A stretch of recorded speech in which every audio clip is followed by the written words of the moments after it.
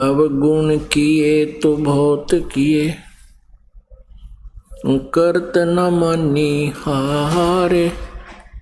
बावे बंदा बख्श दियो, बावे गर्दन उतार। अवगुण मेरे बाप जी, बख्शो गरीब नवाज। जो मैं पूत कपूत हूँ, बहुर पिता को लाज।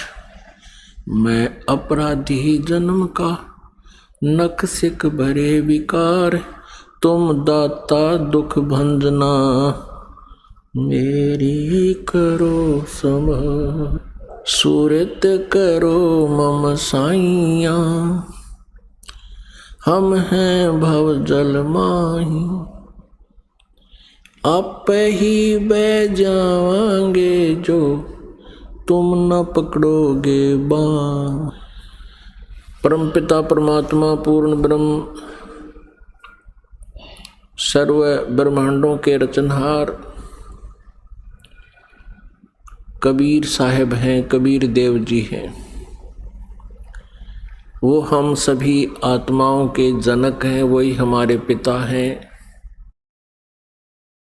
इसी परमेश्वर में वो सभी गुण हैं। त्वमेव माता च पिता, त्वमेव बंधु च सखा,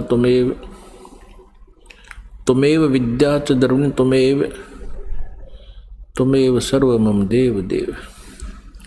ये सर्व देव देव यही परमात्मा है जो सभी भगवानों का भगवान है, सबका मालिक है।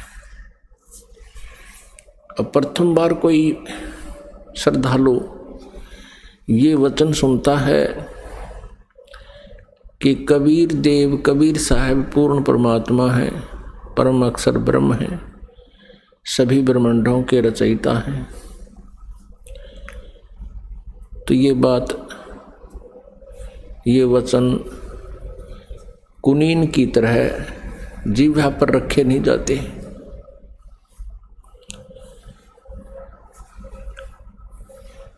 क्योंकि हमने जो ज्ञान सुना हुआ है वो लोक वेद सुन रखा है, वो दंत कथा सुन रखी है।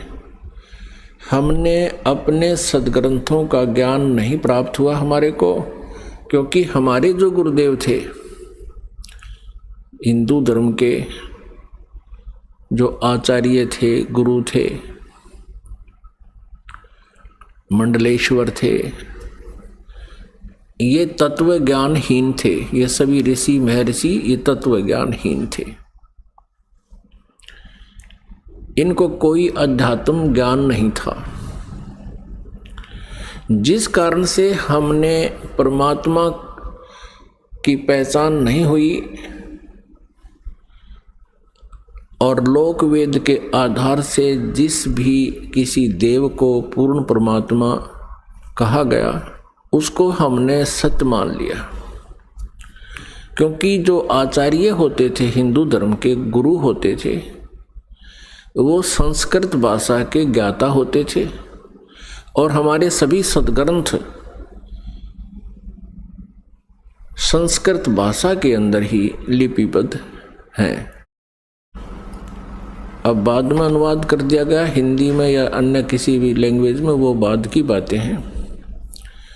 प्रारंभ में अभी तक ये, प्रारंभ से लेकर अभी कुछ समय पहले तक ये सभी संस्कृत में विद्यमान थे और संस्कृत वाले तो अब भी एज इट इज हैं।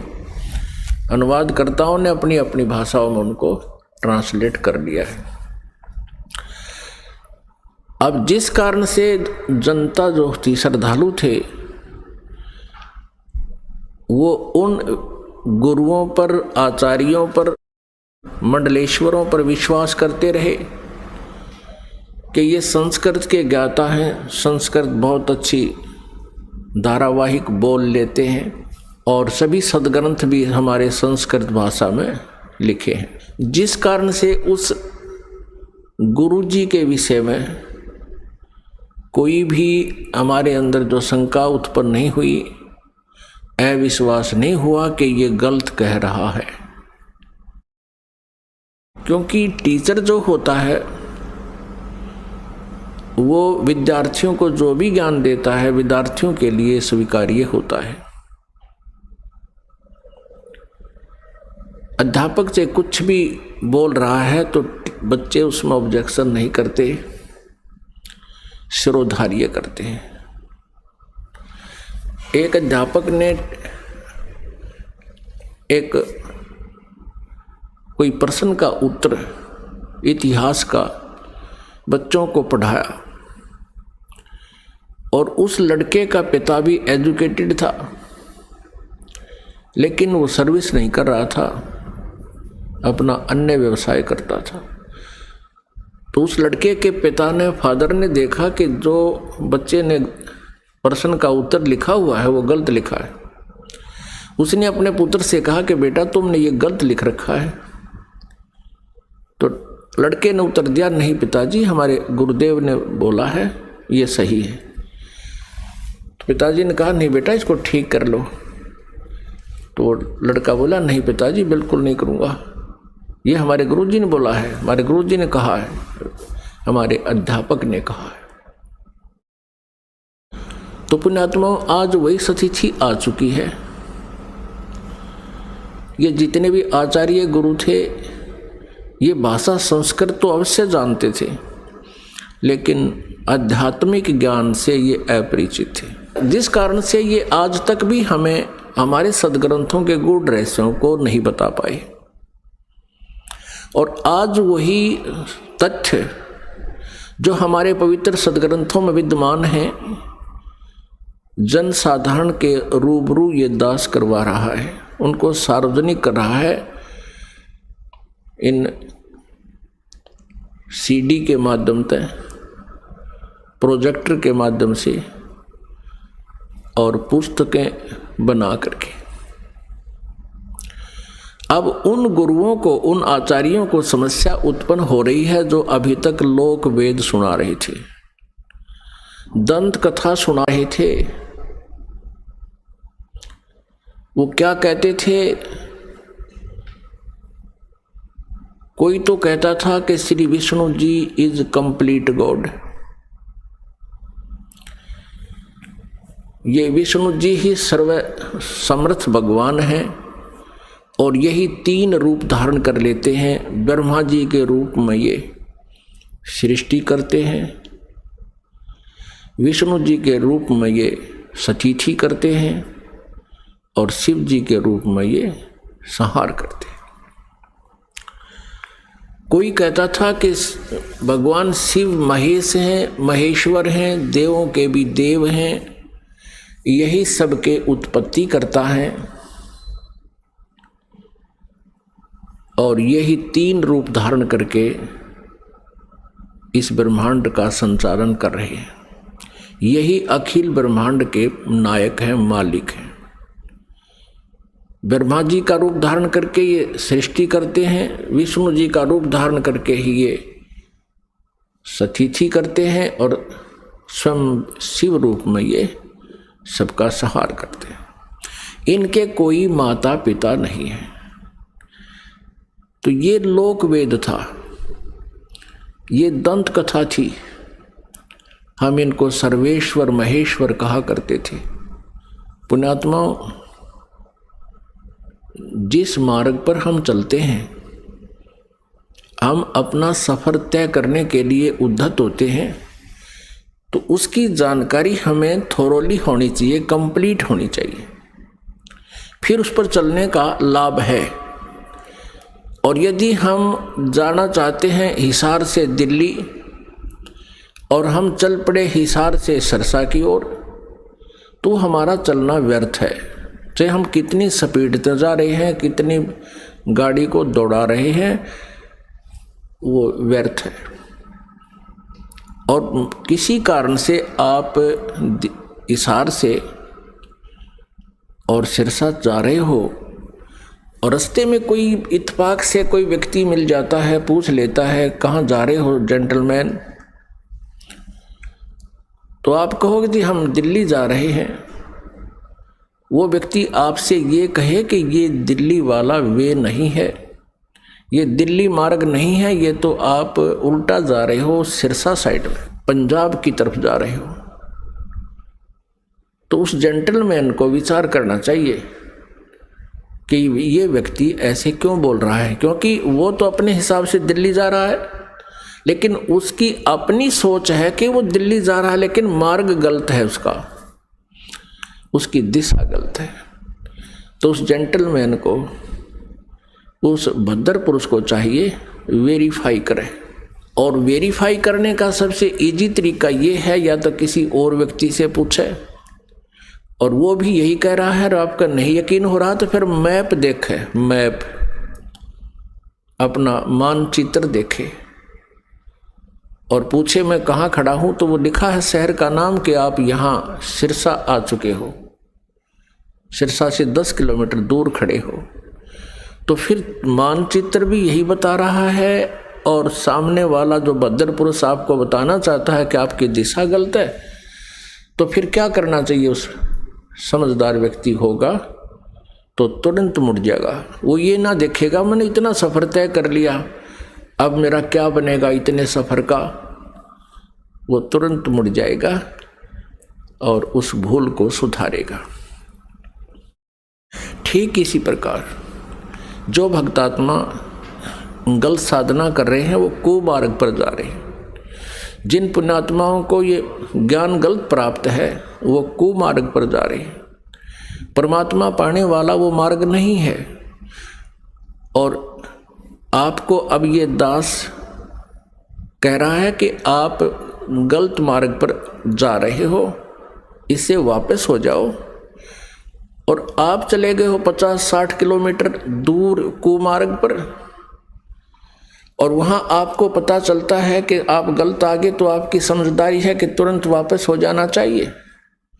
और यदि आप ये सोचो कि अब इतने सफ़र का मैंने तो तय कर लिया, ये तो व्यर्थ गया, मैं तो वापस नहीं होऊंगा, तो ये बुद्धिमत्ता नहीं, ये तो मूर्खता कही जाएगी। इसी प्रकार आप जी किसी भी इस गुरु इष्ट संत के पास किसी भी इष्ट की पूजा कर रहे हो, और आपने किसी ने 5 वर्ष, किसी ने 10 वर्ष, किसी ने 20 वर्ष, किसी ने 30 वर्ष भी हो चुके हैं, वहाँ डले ढो रहे हैं। आज आपको ये पता चलता है कि आपका मार्ग गलत है, तो आप जी को चाहिए, क्या चाहिए? अब इसमें कहने की आवश्यकता नहीं गनी, बुद्धिमान को संकेत बहुत है। आपको चाहिए कि तुरंत उस मार्ग को त्याग कर, ये नहीं सोचना चाहिए कि 20 वर्ष की साधना का मेरा क्या होगा, 30 वर्ष की साधना मैंने इस पंथ में कर ली, मेरा क्या होगा। वो तो हो चुका है, तेरा जो होना था वो तो बर्बाद हो चुके हो तुम। आप जी को मार्ग पर इतनी सफ़र कर चुके हो 100 किलोमीटर, इससे वापस होना ही हितकारी है। आपका इसी में शुभ है, तुरंत वापस हो जाओ, त्याग दो उसको।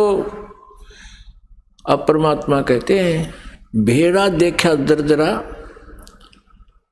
उत्तर चले फड़क। अब क्या कहते हैं परमात्मा कि जैसे हम गलत, पहले बेड़ा होता था, बेड़े चला करते थे, दरिया पार करने के लिए नौका भी नहीं होती थी, तो उसमें बेड़ा बनाया करते थे। बेड़ा, वो बेड़ा तो आपको याद नहीं होगा, लेकिन ये समझ ले नौका है। जिस नौका में आप बैठे हो उस नौका में पानी भर रहा है, उसमें उसका नीचे का बेड जो है वो डैमेज हो चुका है, और साथ में दूसरे वाला बिल्कुल जो है सही नौका साथ में आ जाता है, और आपको पता चल जाता है कि ये तो डूबोगे तुम इस नौका में जिसमें बैठे हो, पानी भर रहा है इसके अंदर। तो कहते हैं परमात्मा कहते हैं बेड़ा देखा जर्जरा और उत्तर चले फड़के। डूबे थे पर उबरे। कबीर परमेश्वर जी हमें बताना चाहते हैं कि जो बुद्धिमान होंगे वो ऐसा करेंगे। डूबे थे पर उबरे, गुरु के ज्ञान चमक, और भेड़ा देखा जर्जरा उत्तर चले फड़क। कहते हम तो डूबे थे, 84 लाख योनियों में चले जाते, गुरु जी के ज्ञान से फिर हम फड़क गए एकदम, एकदम फड़कना माने न जबरदस्त भयभीत हो जाना, और एकदम फड़क के यानी ऐसे चमक के कूद जाना, एकदम न चमक जाना, मतलब सेकंड का विचार भी नहीं करने का समय है। डूब रहा है तो एकदम दूसरा साथ में खड़ा है, अच्छा स्थान है तो उस पर चमक एकदम कूद जाना, उसको कहते हैं डूबे थे पर उबरे। गुरु के ज्ञान चमक लोग एकदम चमक का पड़ा है भाई, एकदम वैसे सतर्क हो जाना।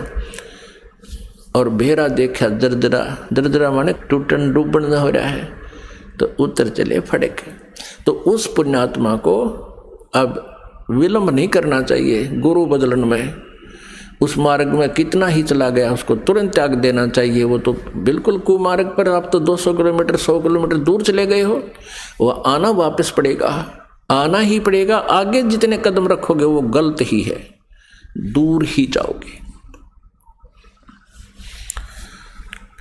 तो जैसे कोई तो श्री ब्रह्मा जी को रचयिता बताते हैं, कोई श्री विष्णु जी सतगुण जी को रचयिता बताते हैं, कोई तम गुण श्री शिव जी को रचयिता बताते हैं, कोई श्री ब्रह्मा जी रजोगुण को ब्रह्मांड का रचयिता बताते हैं, सभी ब्रह्मांडों का। पुण्यात्माओं ये लोकवेद है। और कोई कोई कहता है कि दुर्गा ही सबकी सृष्टि सर्जनहार है, जो दुर्गा जी के उपासक है। जो श्री देवी जी के उपासक हैं वो देवी जी को ही सब कुछ मानते हैं। और जो ब्रह्म के उपासक है, ब्रह्म, वो ब्रह्म को ही सर्वेश्वर मानते हैं। तो पुण्यात्माओं हमने सबसे पहले ये मैप देखना होगा, अपने सदग्रंथों रूपी मैप को हम पुनः देखेंगे कि इनमें हमें क्या मार्गदर्शन हुआ है, तो तब हम संतुष्ट होंगे। अभी तक तो हम किसी से कुछ सुन रहे हैं भगवान के विषय में, किसी महापुरुष ने कुछ ज्ञान दिया है, किसी ने कुछ दिया है, और हम विद्यार्थी हैं, श्रद्धालु हैं। जो भी संत गुरु जी हमें जैसा भी भगवान के विषय में ज्ञान देता है, हम बिना किसी शंका के, बगैर किसी ऑब्जेक्शन के हम स्वीकार कर लेते हैं। तो पुण्यात्माओं आप इसके विषय में कि भगवान कौन है, सृष्टि रचना कैसे हुई, ये जानकारी हमें सर्वप्रथम होनी चाहिए, और तभी हम परमात्मा के मार्ग पर सफल हो सकेंगे। फिर हमें कोई भ्रमित नहीं कर सकेगा। श्रीमद् भगवत गीता अध्याय नंबर 16 के श्लोक नंबर 23 में कहा है कि शास्त्र विधि को त्याग कर जो मनमाना आचरण करते हैं, यानी मनमानी पूजाएं करते हैं, मनमाने साधनाएं करते हैं जो शास्त्रों में विद्यमान नहीं है, जो ज्ञान और उसका समाधान, वो साधना व्यर्थ है। न उनकी गति होती है, न उनको कोई सुख प्राप्त होता है, और न ही उनको कोई सिद्धि प्राप्त होती है, अर्थात व्यर्थ, यूजलेस। फिर तुरंत ही 24वें श्लोक में 16वें अध्याय में कहा है गीता जी में कि इससे तेरे लिए अर्जुन कर्तव्य और अकर्तव्य की व्यवस्था में, कर्तव्य मीन जो भक्ति कर्म हमने करने चाहिए और जो ना करने चाहिए, जो त्यागने चाहिए और जो ग्रहण करने चाहिए, उनके लिए सदग्रंथ ही प्रमाण है। किसी की दंत कथा पर विश्वास मत करना। फिर गीता जी अध्याय नंबर 2 के श्लोक नंबर 53 में कहा कि अर्जुन, जिस समय तेरी बुद्धि भिन्न भिन्न प्रकार के भ्रमित करने वाले ज्ञानों से, वचनों से हटकर केवल एक तत्व ज्ञान पर, परमात्म ज्ञान पर स्थिर हो जाएगी, तब तू योग को प्राप्त होगा, तब तो तू भक्त बनेगा, तब तो तेरी भक्ति प्रारंभ होगी। जब तू एक ज्ञान पर, शास्त्र अनुकूल ज्ञान पर तू स्थिर हो जाएगी तेरी बुद्धि, फिर तू डगमग ना होकर के सीधे सुमार्ग पर चल पड़ेगा। फिर जितने भी कदम इस भक्ति सफर में रखेगा वो तेरे शुभ होंगे, लाभदायक होंगे। अब सृष्टि रचना के बारे में बहुत से असमंजस हैं। जैसे जैन धर्म के व्यक्ति, श्रद्धालु, आचार्य, मुनि, वो कहते हैं कि इस सृष्टि का कोई रचयिता नहीं, कोई इसका संहार करता नहीं, अनादि है, अपने आप बनती है, अपने आप ये चलती है। ऐसा ही नहीं, और भी बहुत से श्रद्धालु हैं। कोई कहते हैं विष्णु जी ने इसकी रचना की है, जैसे अब पीछे हम बता चुके हैं।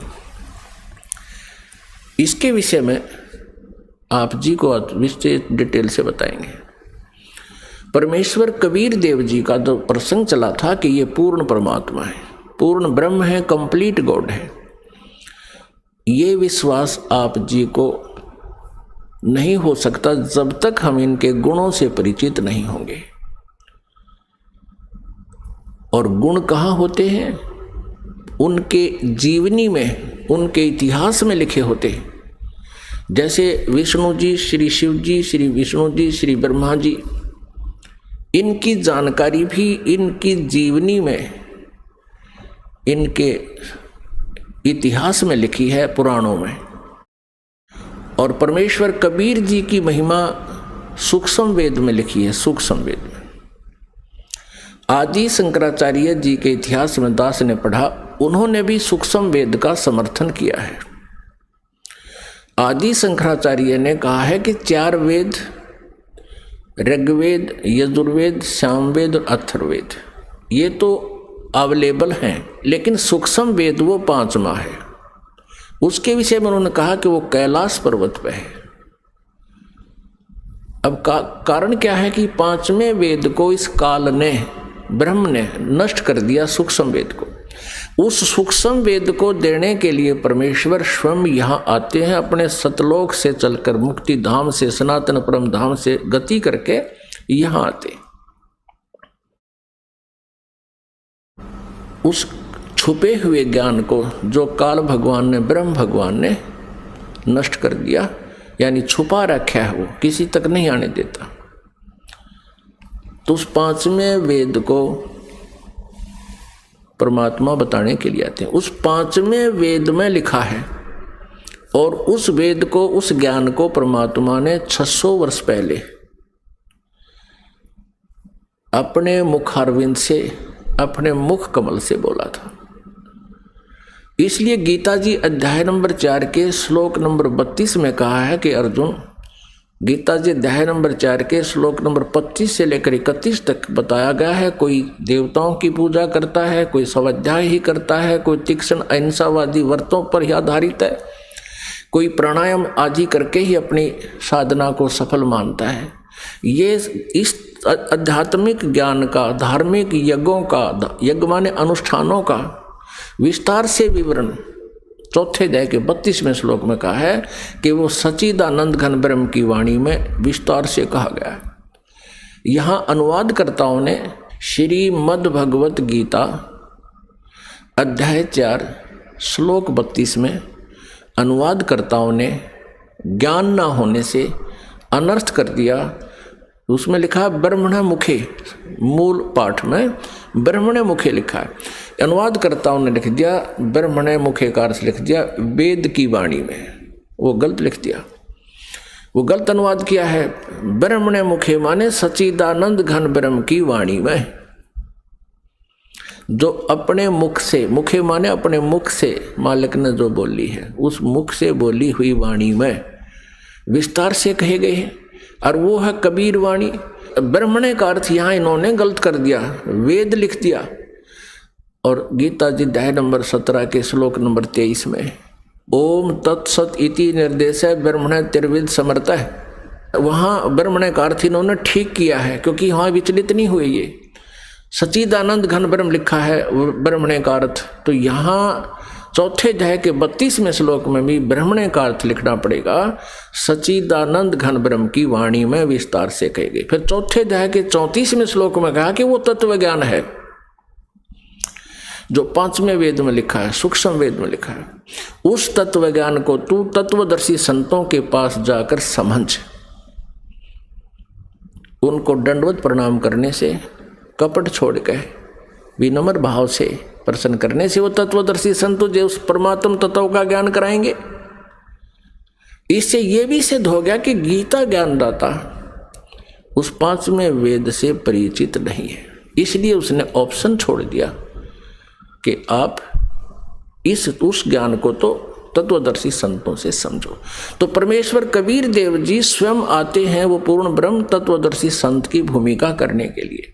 उन्होंने 600 वर्ष पहले, क्योंकि परमेश्वर कबीर जी सन 1398 में यानी संवत 1455 विक्रमी संवत 1455 जून यानी ज्येष्ठ की पूर्णमासी को एक शिशु रूप धारण करके कमल के फूल पर विराजमान हुए थे काशी शहर में लहर तारा तालाब में।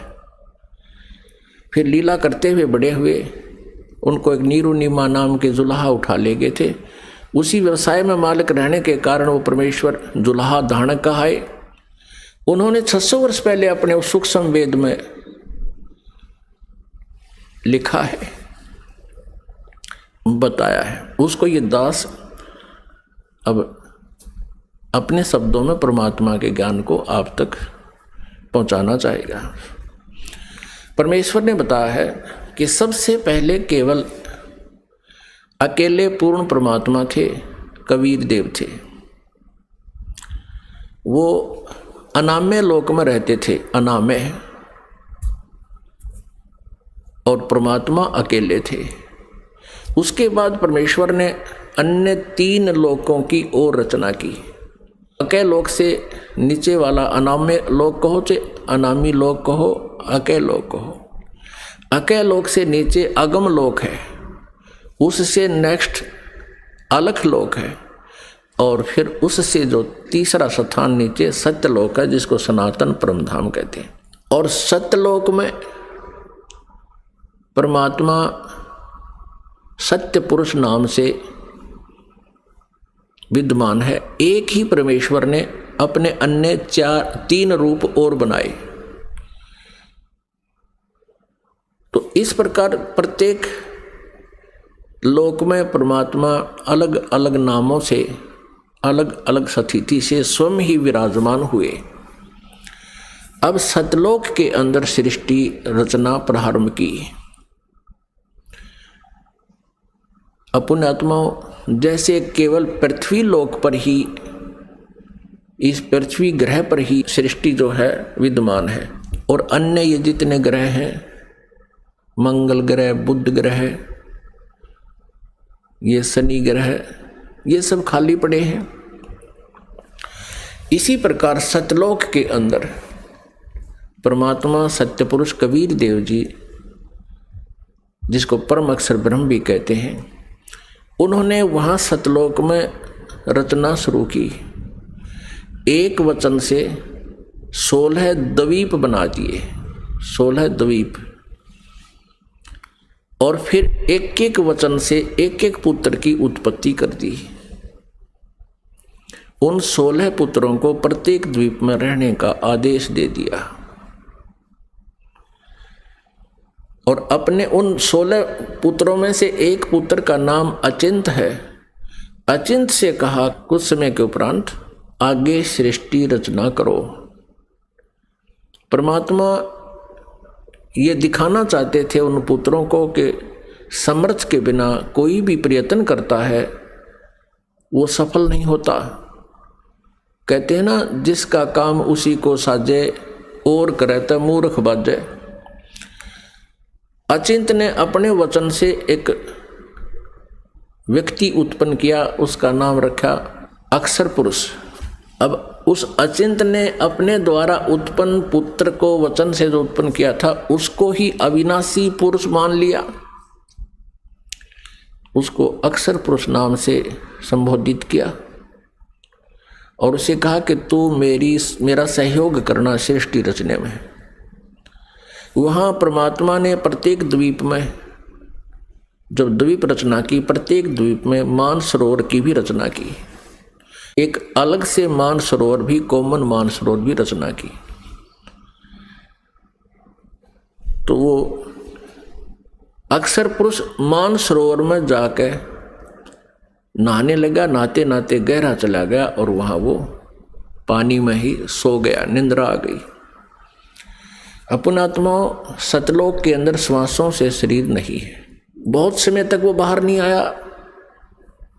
तब परमेश्वर कबीर देव जी ने उसी जल से जल लिया हाथ में, अपनी वचन शक्ति से उसको जादूगर की तरह एक अंडा बना दिया। उस अंडे में एक जीवात्मा प्रवेश करती, उस अंडे को छोड़ दिया उस मानसरोवर में। वो गड़गड़ गड़गड़ करता हुआ नीचे पहुंचा तो वो अक्षर पुरुष की जो अधूरी निंद्रा भंग होगी, जिस कारण से वो कुछ कोपित हो गया, उस कोपित दृष्टि से उसने अंडे की तरफ देखा कि किसने मुझे डिस्टर्ब किया है। उस कोप से वो अंडा फट गया, अंडा दो भाग हो गया, उसमें से ये ब्रह्म निकला। अब आगे चल के इसी इतिहास में, इसी लीला कहानी में, अमर कथा में, या सत्यनारायण कथा जो दास आपको सुना रहा है, अभी तक जो विष्णु जी को सत्यनारायण मानकर सत्यनारायण कथा कहा करते थे, वो सत्यनारायण कथा नहीं थी। अब ये है सत्यनारायण कथा। सत्यनारायण माने अविनाशी भगवान की कथा। तो उसमें से ये ब्रह्म निकला। आगे चल के आप 3 प्रभुओं से परिचित होंगे जो ब्रह्मा विष्णु महेश जी से भिन्न है। एक सर्वब्रह्म, इसको सर्वब्रह्म भी कहते हैं, सर्वब्रह्म। और दूसरा ये अक्षर पुरुष यानी अक्षर ब्रह्म। ये अक्षर पुरुष कहो तो अक्षर ब्रह्म कहो। और अंडे से निकला ये सर्वब्रह्म, सर्वब्रह्मन नाशवान, क्योंकि अक्षर पुरुष को तो अचिंत ने नाम दे दिया कि तो अविनाशी व्यक्ति उत्पन्न कर दिया मैंने, अक्षर पुरुष। अब वो स्वामी जितना हो जाता है फिर वही पुरुष प्रभु, पुरुष माने प्रभु भी कहते हैं। तो अक्षर पुरुष कहो या अक्षर ब्रह्म कहो, एक ही के 2 पर्यायवाची नाम है। इसी प्रकार सर पुरुष कहो, ये ब्रह्म जो अंडे से निकला ये सर पुरुष है, इसको सर ब्रह्म कहो, इसके पर्यायवाची नाम है। और इसको ज्योति स्वरूपी निरंजन भी, काल भी, ये ब्रह्म ही आगे चल के काल भी कहा जाएगा। अब याद रखना, क्योंकि पुण्यात्मा जब तक आप इस इतिहास से परिचित नहीं होगे, सृष्टि रचना से, आप किसी भी सदग्रंथ को नहीं समझ सकते। तब परमेश्वर ने आदेश दिया उन दोनों को कि तुम बाहर आओ। अचिंत पुरुष तुम निंद्रा में थे, न वो अक्षर पुरुष तुम निंद्रा में थे, तुम्हें जगाने के लिए ये सब प्रोसेस अपनाया है, तुम बाहर आ जाओ। दोनों बाहर आ गए। अब परमात्मा ने अचिंत से कहा कि अचिंत, अब देख लिया तूने, समर्थ के बिना कोई कार्य सफल नहीं होता। अब तू तो इसको बाहर भी नहीं निकाल सकता था। और आगे से ध्यान रखना कि बीच में टांग अड़ाओ मेरी क्रिया में, इसलिए तुम्हें तुम्हारे सामर्थ्य से परिचित कराया है। तो अचिंत ने कान पकड़ दिए कि दाता हम कुछ नहीं कर सकते। अब परमेश्वर ने आदेश दिया उन दोनों को, किसको? सरपुरुष अर्थात जिसको सर्वब्रह्म भी कहते हैं, जो आगे चल के ब्रह्मा विष्णु महेश का पिता सिद्ध होगा इसी कथा में। सरपुरुष और अक्षर पुरुष को दोनों से कहा कि तुम उस अचिंत के द्वीप में रहो। इन दोनों ने आज्ञा का पालन किया। और तीनों कौन? अचिंत, अक्षर पुरुष और सरपुरुष, जिसको सर्वब्रह्म भी कहते हैं। और यहाँ हम सीधी भाषा में उसको ब्रह्म भी कहने लगे। आगे डिफाइन करेंगे ब्रह्म क्यों कहने लगे। अब ये तीनों एक द्वीप में रह रहे हैं। बाकी जो अन्य 15 जने हैं परमात्मा के वचन से उत्पन्न वो पुत्र, वो अलग अलग सिंगल द्वीप में रह रहे थे। कुछ समय उपरांत परमेश्वर ने हम सभी आत्माओं को, आप जी को, सारे ब्रह्मांडों की जितनी आत्माएं हैं, अपने शरीर से, अपने वचन से उत्पन्न कर दिया।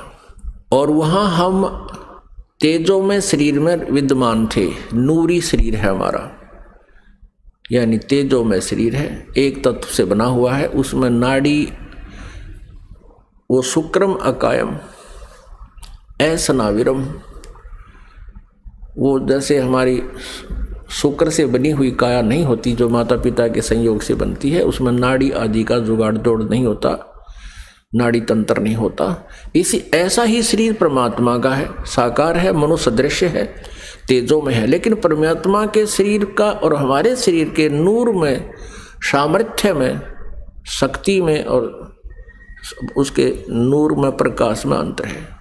पूर्ण परमात्मा सत्य पुरुष यानी कबीर देव जी का जो सतलोक में शरीर है, उसका एक रोमकूप में करोड़ सूर्य करोड़ चंद्रमा से भी अधिक रोशनी है। और हमारा वहाँ शरीर कैसा था, जो शेष वहाँ रह रहे हैं उनका कैसा शरीर है, और हम जब परमात्मा ने अपने वचन से उत्पन्न किए थे तब हमारा कैसा शरीर था, मनुष्य दृश था। और हमारा शरीर 16 सूर्य जितने प्रकाश युक्त था, हमारे पूरे बॉडी का शरीर 16 सूर्य जितना तेज था यहाँ की जो सूर्य, लेकिन गर्मी ना हो। हम सभी वहाँ रहने लगे, वहाँ कोई दिक्कत नहीं थी, किसी प्रकार का कोई अभाव नहीं था, वहाँ जरा और मरण नहीं था, वहाँ जन्म मृत्यु नहीं होता था और बुढ़ापा भी नहीं आता था वहाँ पर। अपने आत्माओं यह विचार करना कि हम यहाँ कितने दुखी हैं और फिर भी हम ये सोचे हैं हमारी मृत्यु ना हो, और जबकि हमें पता है कि मृत्यु तो डेफिनेट होगी, यहाँ का विधान है, और फिर भी हमारी मरने की इच्छा नहीं।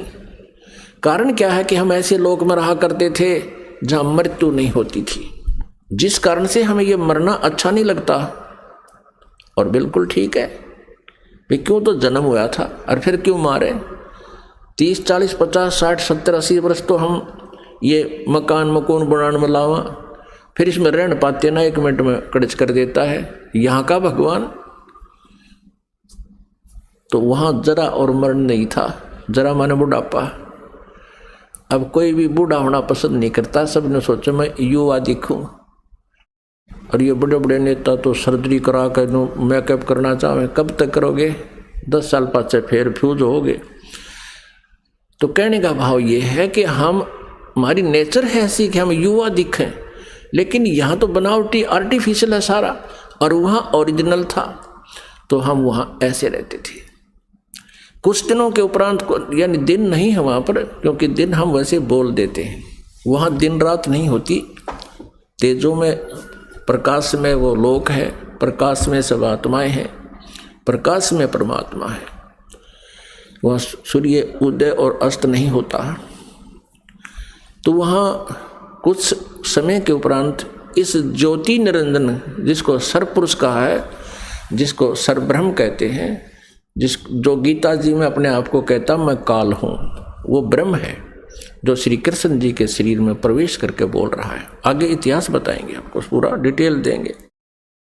इसको धैर्यपूर्वक सुनना इस कथा को, क्योंकि ये पहली बार जो सुनता है उसको ऊट पटांग सी लगती है, लेकिन कुछ समय के बाद प्रमाण जब देखोगे आपको स्वीकार करना पड़ेगा, और होगी स्वीकार्य। कुछ समय उपरांत इस सरपुरुष में एक खरपतवार उत्पन्न हुआ, खुरापात उत्पन्न हुआ। इसने सोचा कि हम 3 जने तो एक द्वीप में, और हमारे अन्य भाई एक द्वीप में रह रहे हैं। तो वहाँ ये विधान का पता चला कि तप से राज्य प्राप्त होता है। उसने खड़ा होकर के एक पैर पर तप किया, और 70 युग, यहाँ के 70 युग तक तप किया। तब पूर्ण परमात्मा ने, सत्य पुरुष ने, कबीर देव जी ने पूछा कि पुत्र तू किस लिए ये तप कर रहा है, क्या इच्छा है तेरी। तब इसने कहा कि भगवान ये द्वीप मेरे लिए छोटा है, थोड़ा है, हम 3 एक द्वीप में रह रहे हैं, अन्य भाई मेरे अलग द्वीपों में एक रह रहे हैं, मुझे अलग स्थान चाहिए। परमात्मा ने कहा ठीक है भाई, तुझे 21 ब्रह्मांड दे दिए। जैसे एक धनी पिता अपने पुत्र को 21 प्लाट दे दे, अगले बेटा ये तेरे हिस्से में 21 प्लाट आ गए। अब उन प्लाटों को पाकर, 21 ब्रह्मांड को पाकर, ये सरब्रह्म, हम संत लैंग्वेज में इसको क्षर ब्रह्म कहते हैं। क्षर ब्रह्म, क्षर अक्षर, अक्षर तो ये अक्षर ब्रह्म तो ये परब्रह्म है जो अचिंत के वचन से उत्पन्न हुआ, और क्षर ब्रह्म है ये परमात्मा के वचन से अंडे से उत्पन्न हुआ। ये क्षर ब्रह्म जो है 21 ब्रह्मांडों में कभी उसमें जा, कभी उसमें सैर सपट्टे करे, देख रहा है इनको। फिर मन में इसने सोचा कि इनमें कुछ कंस्ट्रक्शन होनी चाहिए। इस उद्देश्य से इसने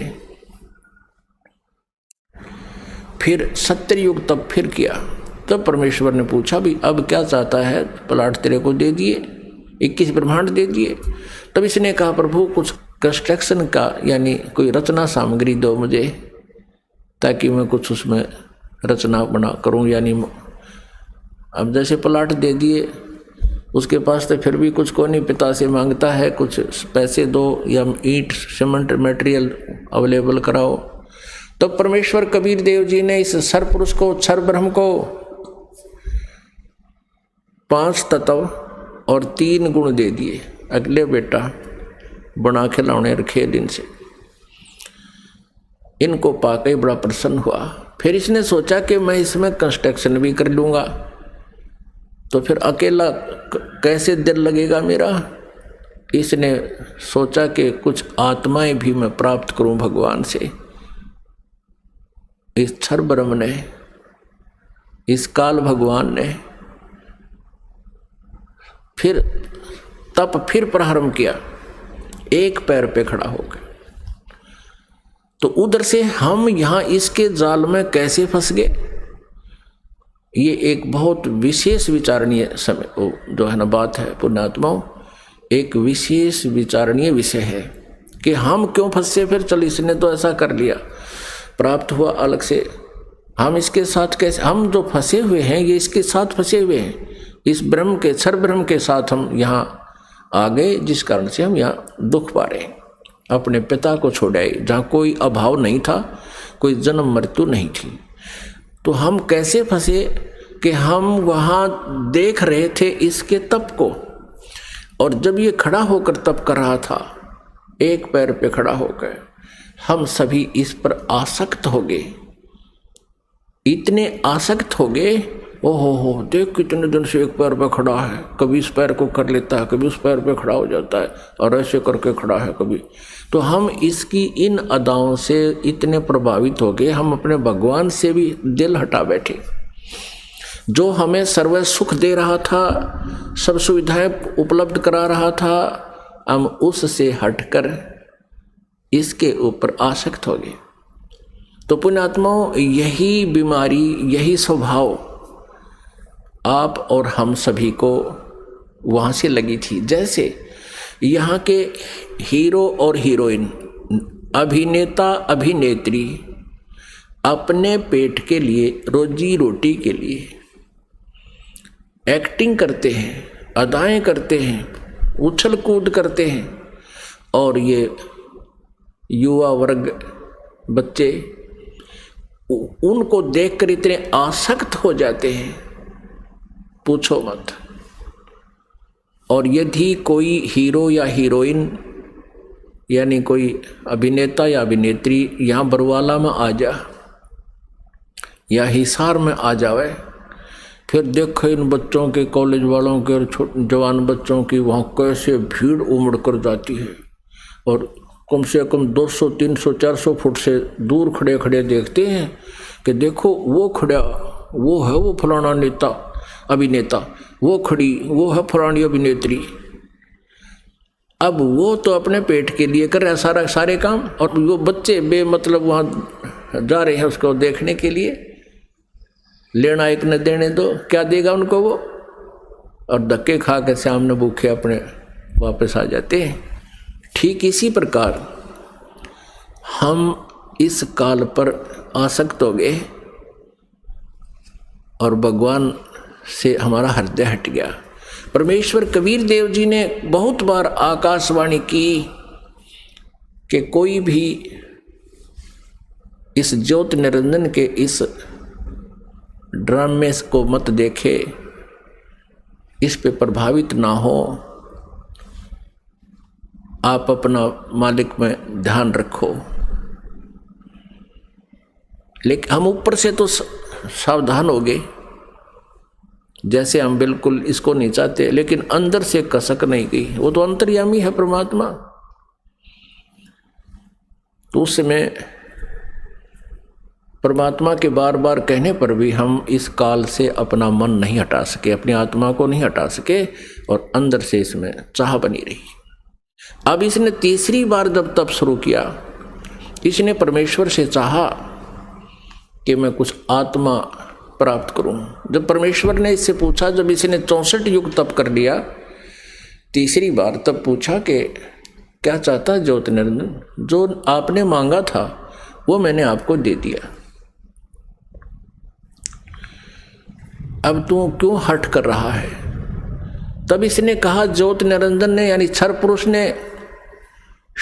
ने कहा कि प्रभु मुझे कुछ आत्माएं दे दो, मैं अकेला वहां नहीं रह सकता, 21 ब्रह्मांडों में अकेला कैसे रहूंगा। तब परमेश्वर ने कहा कि भी देखो, तेरे तप के बदले में 64 युग जो तप किया है, इसके बदले में और राज्य दे सकता हूं, और वस्तु मांग ले वो दे सकता हूं, लेकिन ये आत्मा नहीं दे सकता, क्योंकि ये मेरी आत्मा है। अब ये मेरे वचन से उत्पन्न हुई है, मेरा अंश है, अपने अंश को मैं कैसे दे सकता हूं? लेकिन परमात्मा ने एक ऑप्शन रख दिया कि इसमें एक ऑप्शन है कि यदि वो स्वयं स्वेच्छा से कोई जाना चाहता तेरे साथ तो जा सकते, लेकिन मैं अपनी तरफ से उनको नहीं डाल सकता कुएं में। तब ज्योति निरंजन हमारे पास आया, ये क्षर पुरुष हमारे पास आया। जितनी आत्माएं आज इसके ब्रह्मांडों में हम कैद हो गए, यहाँ कष्ट उठा रहे हैं, ये सभी आत्माएं इसके चारों तरफ उमड़ कर खड़ी होगी। जैसे हीरो आता है, अभिनेता आता है। इसने कहा हमसे कि मैंने पिताजी से 70 युग तप करके बहुत बड़े ब्रह्मांड प्राप्त किए हैं, वहाँ पर स्वर्ग बनाऊंगा, महास्वर्ग बनाऊंगा, हीरे पन्ने लालों के मैं पहाड़ बनाऊंगा, वहाँ दूधों की नदी बहाऊंगा, और तुम चलोगे मेरे साथ। अब हम तो पहले ही उसको चाह रहे थे, चाहे वो कुछ भी ना बनाता, उसको चाह रहे थे, उसके ऊपर आसक्त हो चुके थे। तो सभी ने कहा कि हम तैयार हैं आपके साथ चलने को, लेकिन यदि पिताजी आज्ञा दे देंगे तो हम जा सकेंगे। इस क्षर पुरुष ने परमेश्वर कबीर देव जी से, पूर्ण ब्रह्म से, परम अक्षर ब्रह्म से प्रार्थना की। आकर के वापस प्रभु के पास जाकर के करबद्ध खड़ा होकर के कहा कि परमेश्वर, कुछ आत्माएं मेरे साथ जाने को सहमत है। परमात्मा ने कहा, परमेश्वर कबीर देव जी ने कहा कि मेरे सामने हाँ भरवा दे, तब मैं मानूं, तब भेज दूंगा। अब परमेश्वर आए, कबीर देव जी हमारे पास, साथ में ज्योति निरंजन भी आया। परमेश्वर कबीर देव जी ने, परम अक्षर ब्रह्म ने पूछा कि आत्माओं जो ज्योति निरंजन के साथ यानी क्षर पुरुष के साथ जाना चाहते हैं, वो हाथ खड़ा करके स्वीकृति दे। अब अपने पिता के सामने हिम्मत नहीं पड़ी किसी भी आत्मा की इतना ढीठपना करें, सबने नीची गर्दन कर दी। तब परमेश्वर ने कहा कि अरे ज्योति निरंजन, अरे क्षर पुरुष, आप तो कह रहे थे कुछ आत्माएं तैयार हैं, ये तो कोई भी नहीं बोल रहा, सन्नाटा छा गया। तब एक आत्मा सबसे पहले खड़ा हुआ। उसने सोचा कहीं हम रह जावा यहीं पर। उसने खड़ा होकर कहा कि पिताजी, हाँ, उसने हाथ खड़ा किया कि पिताजी मैं जाना चाहता हूँ। फिर तो हम जैसे सारे सोचा करते हम पीछे रह जावे, हमने भी सब न कर दिया, ऐसे सब ने हाथ खड़े कर दिए। जितने भी खरबों अनगिन यहाँ पर आए हुए हैं, अकाउंटिंग नहीं कर सकते, इतने जीव आगे इसके अलावा से। परमात्मा के पास तो सब अकाउंटिंग है, सब उनकी डिटेल है, लेकिन हम नहीं कर सकते जीव संज्ञा। जितने भी 21 ब्रह्मांड में प्राणी हैं, ये सब सतलोक से आए हैं, चाहे चींटी है, चाहे हाथी है, रंक है या राजा है, किसी भी पशु पक्षी की योनि वो जीव जंतु की भोग रहा है। तब परमेश्वर ने कहा, भाई ठीक है, ज्योति निरंजन, जिन जिन ने तेरे साथ आने का हृदय से चाह की है, सब इच्छा से तेरे साथ जाना चाहते हैं, उनके सब के नंबर नोट मैंने कर लिए, वो मेरे पास है। आप जाओ अपने ब्रह्मांडों में, क्योंकि ये ब्रह्मांड पहले वहीं थे सतलोक के एक लास्ट कोने में, बिल्कुल एकांत स्थान पर सतलोक में, और हम रह रहे थे उस मेन सतलोक में। जैसे एक तो बाहरी विलेज हो दिल्ली क्षेत्र के, दिल्ली राज्य के, एक शहरों का स्थान बीच में मध्य स्थान हो, हम वहाँ रह रहे थे। और इस काल के थे बाहरी दिल्ली, समझ लो वहाँ 21 ब्रह्मांड थे। ये निरंजन चला गया वहाँ पर अपने ब्रह्मांडों में, ये क्षर पुरुष, इसको ज्योति निरंजन भी कहते हैं, इस काल, इसको काल भी कहते हैं। आगे चल के ये इसके कई नाम रखे जाएंगे इसी कहानी में।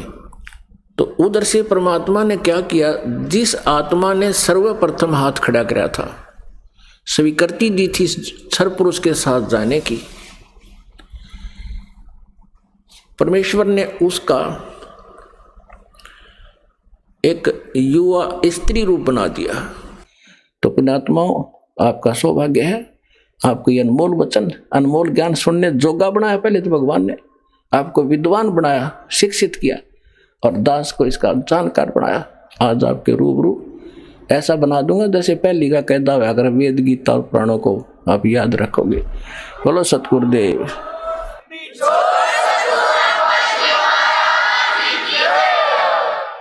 तो अब आपको कुछ भक्तों के अनुभव सुनाएंगे, जिनको परमात्मा से प्राप्त जो लाभ हुए हैं, वो अपने मुख कमल से बताएंगे। सुनिएगा। नमस्कार जी। नमस्कार सर। क्या नाम है जी आपका? सर मेरा नाम आंचल रावत है। आंचल रावत जी, आप कहाँ से हैं? सर मैं जिला टिहरी उत्तराखंड से हूँ। आंचल जी, संत रामपाल जी महाराज से नाम दीक्षा आपने कब ली? संत रामपाल जी महाराज जी से नाम दीक्षा मैंने 2019 को ली थी। संत रामपाल जी महाराज से नाम दीक्षा लेने से पहले आप क्या भक्ति साधनाएं किया करती थी? संत रामपाल जी महाराज जी से नाम दीक्षा लेने से पहले सर मेरी फैमिली राधा स्वामी पंथ से जुड़ी थी, तो हमने भी बचपन से वही भक्ति करी है। क्या कारण बना कि आप संत रामपाल जी महाराज की शरण में आई? संत रामपाल जी महाराज जी की शरण में आने का कारण, पहला तो एक मेरी तबीयत खराब हो चुकी थी, और साथ में मेरे पापा हैं, उनकी भी तबीयत खराब हो गई थी। सर मेरे जो था पूरे बॉडी में पेन होता था, तो क्या बोलते हैं, हमने काफ़ी डॉक्टर्स को दिखाया, तो उसमें कहीं पे अपेंडिक्स निकला, तो कहीं पे कुछ और अलग अलग प्रॉब्लम्स निकली, तो वो ठीक नहीं हुई। और मेरे पापा को लंग्स डिजीज़ थी, तो वो भी कहीं ठीक नहीं हुई। इस कारण से हम संत रामपाल जी महाराज जी के पास हैं। तो संत रामपाल जी महाराज से नाम दीक्षा लेने के बाद क्या आपको कोई लाभ भी मिले? हाँ जी सर, संत रामपाल जी महाराज जी के शरण में आने के बाद हमें बहुत लाभ हुए।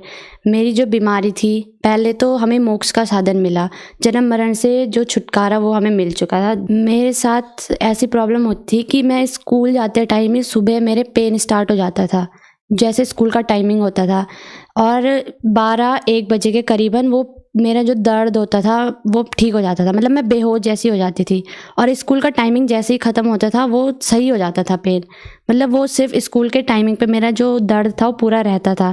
दूसरा, मेरे पापा जी की जो तबीयत थी वो थी, उनको खून की उल्टियाँ होती थी, तो वो जो डॉक्टर में दिखाया, तो डॉक्टर ने उन्हें ये बताया कि वो फ़ॉरेन में कहीं ऑपरेशन करवाएंगे तो ही ठीक होंगे, यहाँ उसका कोई ऑपरेशन का कोई इलाज नहीं था उसका। उनके लंग्स में कुछ प्रॉब्लम थी, वो उनके लंग्स में जो थे छेद थे हो रखे, तो उस वजह से उनको खून की उल्टियाँ होती थी। तो इस वजह से डॉक्टर ने उन्हें फ़ॉरेन रेफ़र मतलब बोला कि वहाँ जाके ही वो ऑपरेशन होगा, यहाँ उसका ऑपरेशन नहीं है। डॉक्टर ने ये बोला था कि एक लंग जो है पापा का वो पूरा ख़राब हो चुका है, वो काटना पड़ेगा। तो फिर मतलब उन्होंने फ़ॉरेन का बताया कि वहाँ जाके इसका ऑपरेशन हो सकता है, अगर ये ऑपरेशन होगा, मतलब उसमें कोई चांसेस नहीं थी कि उनका बचना, कोई चांसेस नहीं था। अगर ये ऑपरेशन मतलब सक्सेसफुल हो ना हो, इसकी कोई गारंटी नहीं थी। संत रामपाल जी महाराज जी की शरण में आने से ही मैं पहले तो मैं ठीक हुई और दूसरे मेरे पापा हैं, उनकी तबीयत भी एकदम ठीक हो गई। और तो अभी हमें पहले ये 3 लाभ मिल गए। मुझे मेरी आयु जो परमात्मा ने, संत रामपाल जी महाराज ने बढ़ा दी, मेरे पापा की आयु संत रामपाल जी महाराज जी ने बढ़ा दी। बाकी दिन प्रतिदिन हमें लाभ मिलते ही रहते हैं, तो बहुत बड़े सत साहिब सभी भक्तों को। जो लोग भी मेरे चैनल में पहली बार आए तो चैनल को सब्सक्राइब, वीडियो को लाइक और वीडियो पूरा ज़रूर देखें।